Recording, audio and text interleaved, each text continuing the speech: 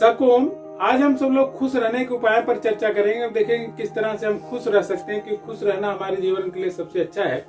तो इसके लिए तमाम प्रकार के पहलुओं पर हमने अपने विद्यार्थियों से और मित्रों से चर्चा की है। तो एक एक करके हम वो पॉइंट आपको बताते जाएंगे और हम सब अगर उस पर अमल करेंगे तो हमारे जीवन में खुशियों का अंबार रहेगा और हम सब स्वस्थ प्रसन्न रहेंगे। क्योंकि मानसिक तनाव हमारे जीवन को बहुत घातक सिद्ध होता है, तो उसे हमें दूर रहना है और हमें अच्छा जीवन बिताना है। तो एक एक पॉइंट को तो देखिए, जिस कारण से हम दुखी हैं उस कारण के मूल को जान करके और उसके अनुसार हमें उपाय करेंगे तो फिर हम स्वस्थ और प्रसन्न रहेंगे।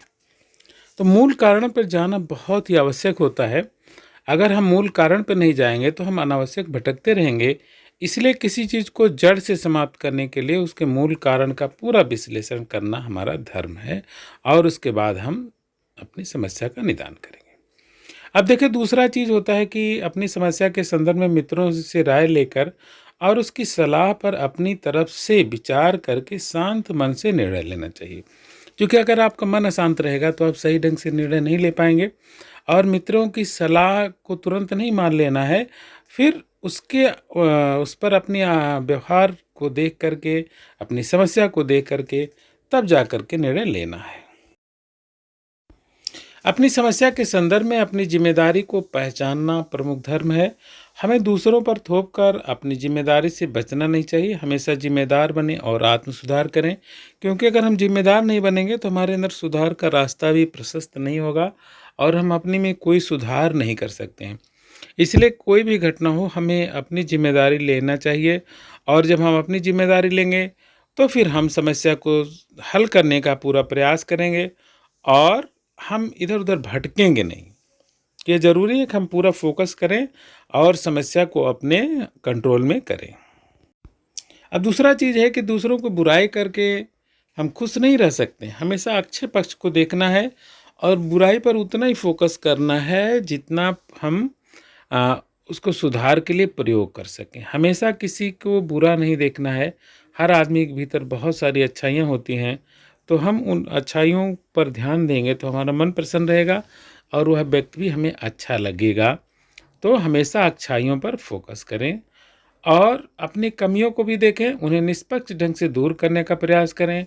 अपनी गलती पर क्षमा याचना करने में कोई संकोच नहीं करना चाहिए। कभी कभी हम देखते हैं कि हमारी भी गलतियां होती हैं, लेकिन हम अपना जो ब्लेमिंग होता है वो हमेशा दूसरों पर करते हैं। तो इस भावना को सदैव ही दूर करना है, क्योंकि इस भावना के चलते हम दूसरों की नज़रों में भी अच्छे नहीं बन पाते हैं। तो हमेशा अच्छे बने और अच्छे निर्णय लें। और जो सबसे बड़ी बात है कि जब हम समस्याग्रस्त रहते हैं तो अपने स्वास्थ्य पर हम नज़र नहीं रख पाते हैं, जिसके कारण हम तमाम प्रकार की स्वास्थ्य की समस्याओं का भी सामना करते हैं। तो सबसे बड़ी चीज़ है कि हमें अपने स्वास्थ्य पर पूरी तरह से नज़र रखना है और स्वास्थ्य को अच्छा रखने के लिए व्यायाम, योग, टहलना, ये सब हमेशा ही करना है। क्योंकि ये सब करने से हमारा मन की प्रसन्नता का जो स्तर होता है वो बहुत ही अच्छा होता है और मन के प्रसन्नता का स्तर से हम समस्याओं को भी हल करने में बहुत ही सावधानी बरत सकते हैं और हम अच्छे काम करने में कोई समस्या महसूस नहीं करते। और कभी कभी होता है कि हम अपनी समस्या के संदर्भ में बहुत ज़्यादा सोचते हैं। ऐसा भी नहीं करना है, क्योंकि समस्या को दूर करने में ज़्यादा सोचना है, समस्या के बारे में ज़्यादा नहीं सोचना है।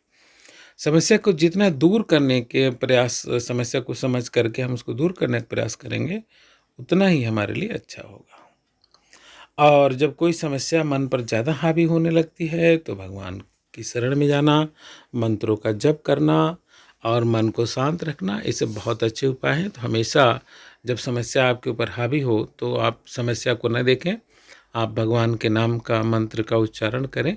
इससे आपको बहुत ही लाभ होगा और आपका जो समस्या होगी वो भी परमात्मा का आशीर्वाद से दूर हो जाएगी। तो ये बहुत ही ज़रूरी है।